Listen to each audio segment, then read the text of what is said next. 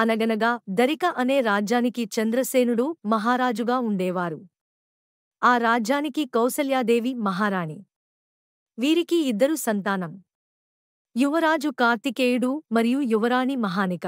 ఒకరోజు రాజుగారు తన కుమారుడైన కార్తికేయుడుతో కలిసి వేటకు బయలుదేరాడు. అడవిలో ప్రయాణిస్తుండగా నది దగ్గర్లో ఉన్న గుడిసె పక్కన ముసలి వాడిని దీనంగా కూర్చోవడం గమనించారు.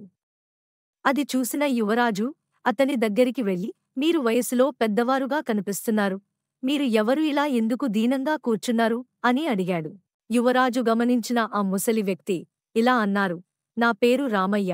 నేను రోజు అడవిలో చెట్లు కొట్టి వారం వారం పట్టణంలో కట్టెలు అమ్మి ఇల్లు నడిపిస్తాను. ఈరోజు కట్టెలు కొడుతుండగా దాహం వేసి నదీ తీరానికి మంచినీళ్లు తాగడానికి వచ్చాను.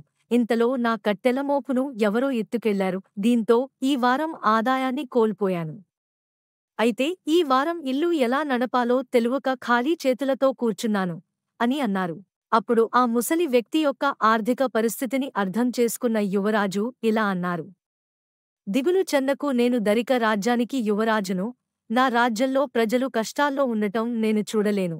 మీరు మాతో రండి, మీకు రాజ్యంలో వ్యవసాయం చేసుకోవడానికి స్థలం ఇస్తాము.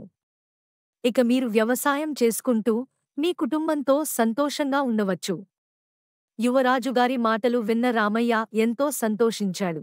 తన కుమారుని చూసి భవిష్యత్తులో ప్రజలందరినీ సంతోషంగా చూసుకుంటాడని రాజుగారి గుండె ఎంతో గర్వంతో నిండిపోయింది. అప్పుడు రాజు వెంట ఉన్న సైనికులు యువరాజుగారికి జేజేలు పలికారు.